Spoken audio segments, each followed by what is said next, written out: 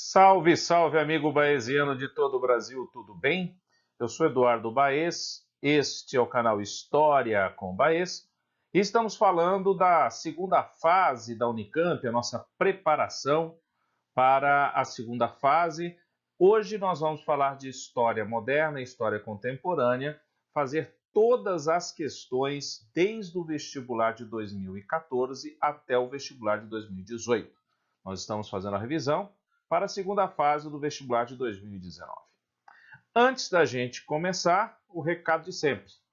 Não esqueça de se inscrever no canal, de compartilhar esse vídeo. Ative o sininho para receber as notificações e já deixa um like aí que me ajuda muito. Além disso, aqui na descrição você vai encontrar um link para preencher o formulário, fazer parte do grupo de estudos deste canal. Além disso, o link para o grupo de WhatsApp específico para a segunda fase Unicamp FUVEST e o e-book com as questões que nós vamos resolver, além de uma análise estatística da prova. Ok? Muito bem, sem mais delongas, vamos aqui para a primeira questão, que em número é a questão de número 53. Nós já fizemos as anteriores nas aulas que se passaram, e agora História Contemporânea. De cara, em 2018, a Unicamp pergunta para você sobre um tema muito discutido, foi extremamente discutido, está sendo extremamente discutido, a questão do nazifascismo. Vamos à questão, acompanhem comigo. A campanha nazista contra a arte moderna começa com a tomada de poder. Em 1933, Hitler fecha a Bauhaus, escola de belas artes, não belas artes, perdão, escola de arte moderna na Alemanha, e promove a primeira exposição difamatória da arte moderna em Karlsruhe e Mannheim. Segue-se a cassação de diversos curadores, diretores de museus e artistas professores. Os artistas começaram a emigrar. Os livros são queimados em praça pública e inicia-se um verdadeiro processo de expropriação arbitrária pelos nazistas dos acervos dos museus. Mais de 16.500 obras de arte, consideradas degeneradas, são confiscadas, muitas das quais foram destruídas ou perdidas. Obras de valor, como o Autorretrato de Vincent van Gogh, ou o Acrobata e Jovem Arlequim, de Pablo Picasso, são vendidos em leilão em 1939 na Galeria Fischer, na Suíça, e revertida em divisas para os nazistas. Veja só, a partir do texto e dos seus conhecimentos, explique o que foi o projeto estético do nazismo.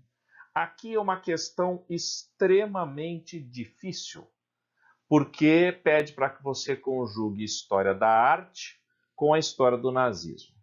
A pista está na primeira frase, que diz o seguinte: a campanha nazista contra a arte moderna começa com a tomada de poder. Então aqui você já vê que há um combate do modelo nazista à arte moderna. Ele continua e diz o seguinte: em 1933, Hitler fecha a Bauhaus e promove a primeira exposição difamatória da arte moderna. Então, está difamando a arte moderna. Bem, aqui o candidato deveria ter um mínimo de conhecimento de história da arte e saber o que era a Bauhaus, a escola de artes, né, que surgiu ali na Alemanha, trazendo essa estética do modernismo. Era o grande símbolo do modernismo. Então, o que foi o projeto estético do nazismo? Foi a retomada da glorificação da cultura ariana, o enaltecimento do Estado e, principalmente, o destaque para o culto à figura do líder, a figura de Hitler. Hitler, conhecidamente, ele era um apreciador das artes, ele tentou ser parte da Escola de Belas Artes, se não me engano, de Viena. Não foi aceito, que lhe gerou uma grande frustração, né?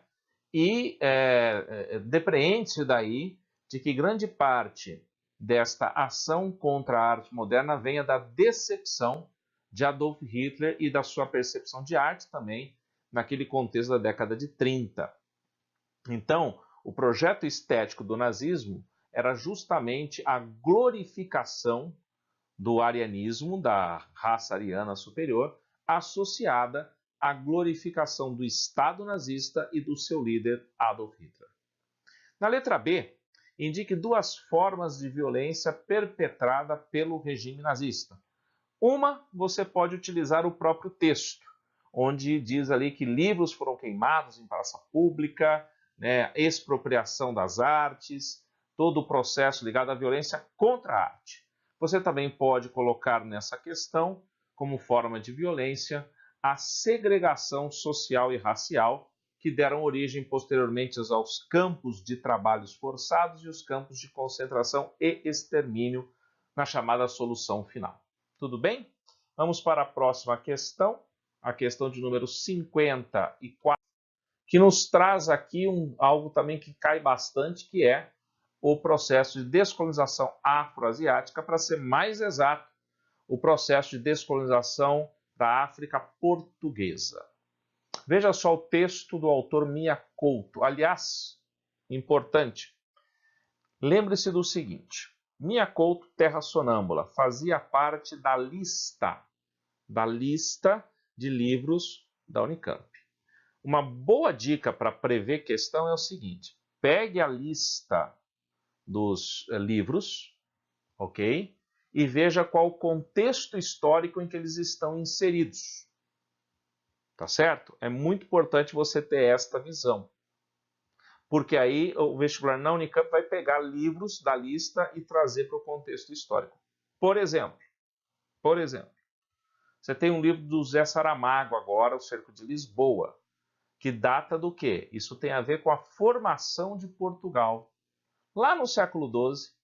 E a formação de Portugal está associada também à resistência da Península Ibérica à presença dos árabes na Guerra de Reconquista.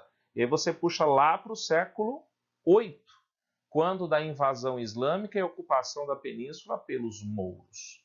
Mouros, outro nome que se dá para os islâmicos do norte da África. Aqui nessa questão nós temos exatamente isso.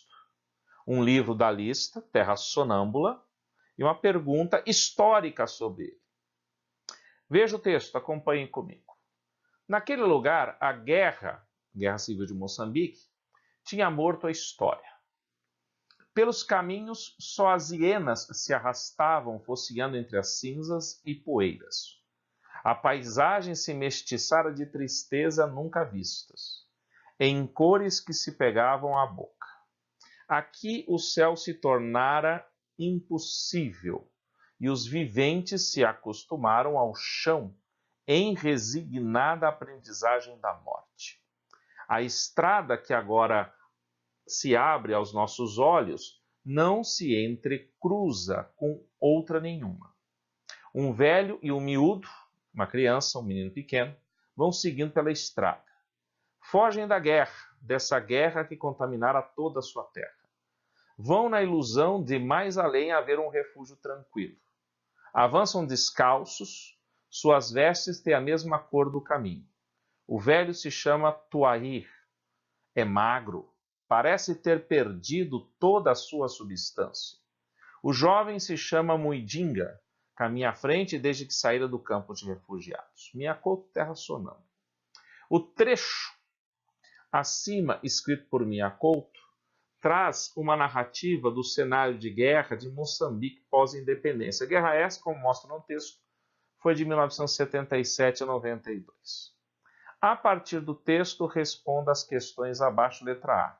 São refugiados? Refugiados são aquelas pessoas que, por não terem mais condições de sobreviver no seu local de origem, fogem, saem forçosamente em busca de uma outra região para sobreviver, de outro país em muitos casos. Explique relacionando-os ao processo moçambicano. No caso, grande parte da população de Moçambique fugiu do país, saiu do país em função da guerra civil que estava ocorrendo. B. Apresente dois elementos históricos comuns a Angola e Moçambique após a independência do domínio português. Primeiro, a manutenção do idioma português, então fazendo parte do universo chamado mundo português, onde você encontra a língua portuguesa, e após o domínio português, em ambos os casos, foram dominados, controlados por sistemas ligados mais à esquerda, sistemas socialistas, tanto que hoje são ditaduras socialistas na África. Ok? Questão 55. Olha só a questão dos muros. Traz aqui a imagem da nossa Theresa May. Né? Você observa ali, pela figura, né, a camisa dela que representa a bandeira da Inglaterra.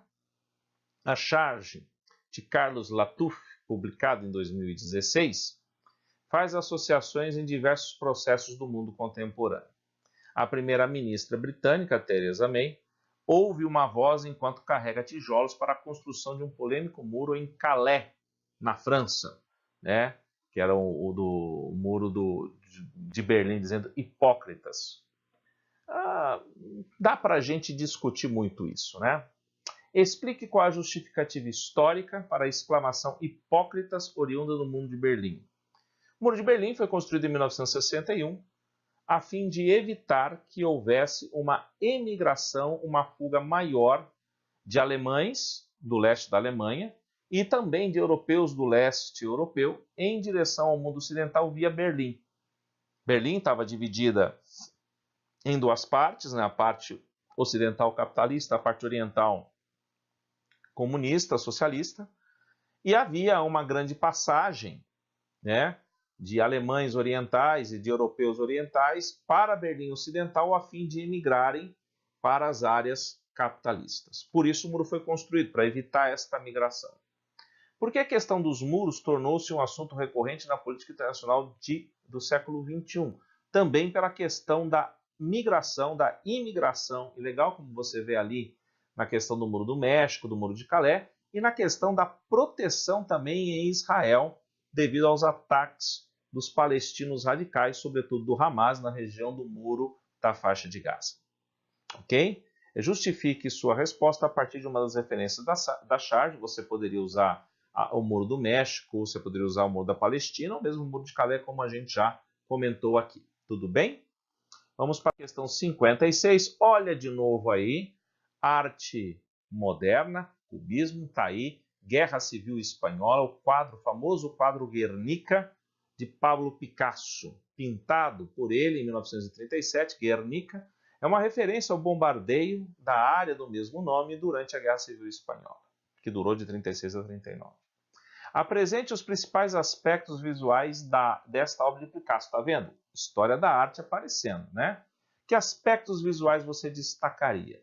O cubismo, a representação do horror através de partes de pessoas e de animais totalmente esquartejados ali, a questão da destruição e de toda a representação desta dor, desta destruição, através das técnicas que Pablo Picasso denominou de cubismo. Ok? De que forma a imagem pode ser compreendida como uma crítica ao franquismo? É uma denúncia justamente ao fato do franquismo ter autorizado o bombardeio de Guernica pela aviação alemã para que esta testasse as suas bombas incendiárias. Tudo bem, moçada? Então vamos lá.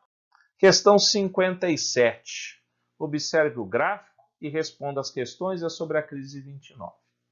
Veja só, você tem o gráfico com a linha cheia, que fala do número de desempregados. Observe que até 1930, esse número de desempregados ele se manteve, vou dizer que estável, mas não é algo tão assustador. E observe o que acontece a partir de 30 e até meados de 35 e 36, que é quando vai se consolidar no New Deal. O número de desempregados cresceu absurdamente devido às falências e depois foi diminuindo com a recuperação econômica, juntamente com a questão da produção industrial também. Tem vários momentos que eles se encontram, como você vê no gráfico.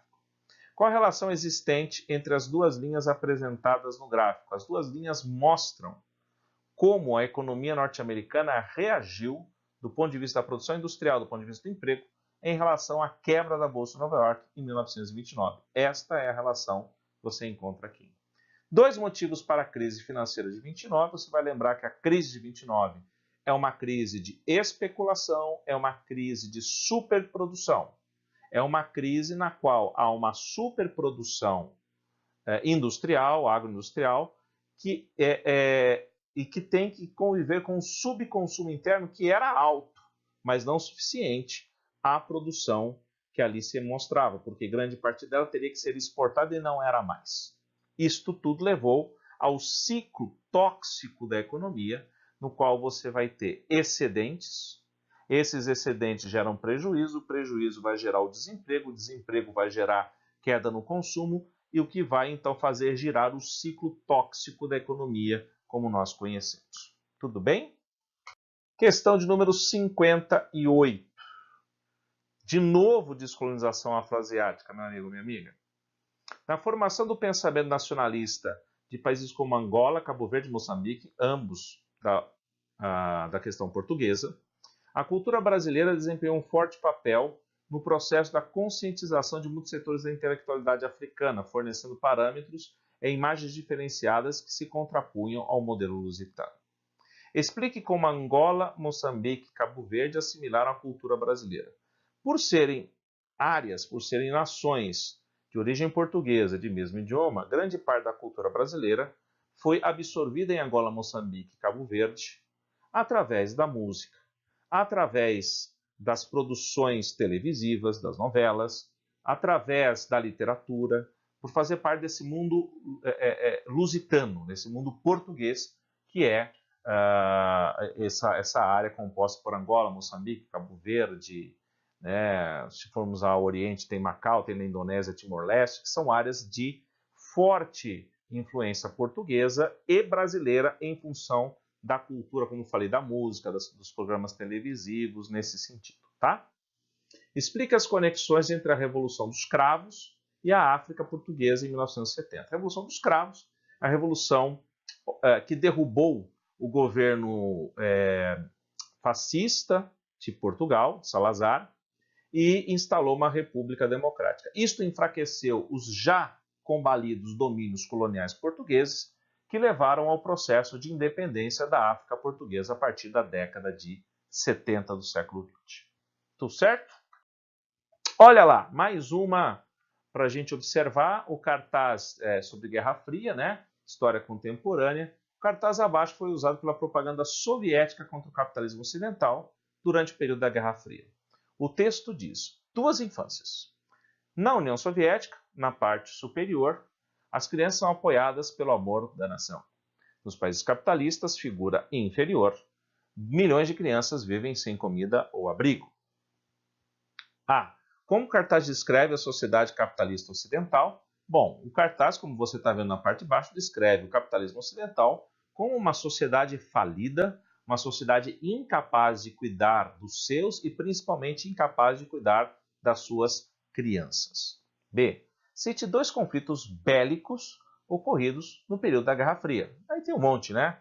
Guerra da Coreia, Guerra do Vietnã, você pode falar dos conflitos árabes e israelenses, você pode falar da questão ligada às várias guerras periféricas, à Revolução Cubana.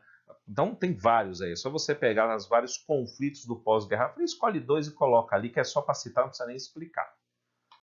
E a última questão de contemporânea, amanhã nós vamos falar, na próxima aula, é amanhã, né? Nós vamos falar de, eu evito falar amanhã porque não sei quando que alguém vai assistir isso aqui. Então aí tá rodando para cá. E amanhã, e na próxima amanhã de novo. Nós vamos falar de Brasil na próxima aula.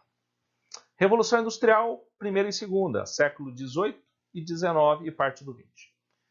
O motivo para a melhoria da dieta ao longo do século XIX eram que chegavam cada vez mais alimentos que chamamos da periferia na Europa. A batata, por exemplo, fez uma revolução. Denominação vaga que engloba a Rússia e a Europa do Leste, como também as zonas de abastecimento do Novo Mundo e do Velho Mundo. Grande parte da Europa acabou por beneficiar-se dessas importações, mas os países mais necessitados desses produtos eram aqueles que a industrialização e o desenvolvimento urbano ocorreram com maior ímpeto, ou seja, a Grã-Bretanha e os Países Baixos da Alemanha. Do Novo Mundo chegavam o açúcar, o café, o cacau. Da China e do Ceilão e da Índia chegavam o chá e o arroz. Faltou colocar a batata aí, que foi fundamental. Explica a relação entre o processo de industrialização e a importação de alimentos da Europa.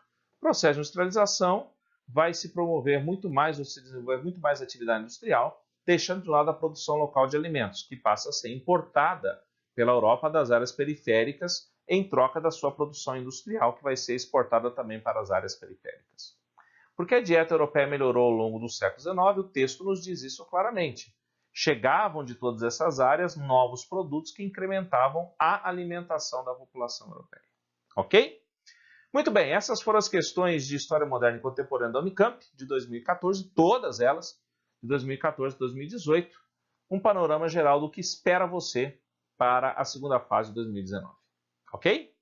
Não deixe de se inscrever no canal, de deixar um joinha aí, que me ajuda bastante, e ative o sininho para receber as notificações. Baixe os links, entre tudo aí que você tem espaço para isso, tá bom? Eu sou Eduardo Baez, este é o canal História com Baez. Vejo você na próxima aula, nesta série de aulas e resoluções que nós chamamos de reta final, segunda fase, FUVEST Unicamp. FUVEST já foi. Agora é Unicamp. Tá bom? Até a próxima. Tchau, tchau.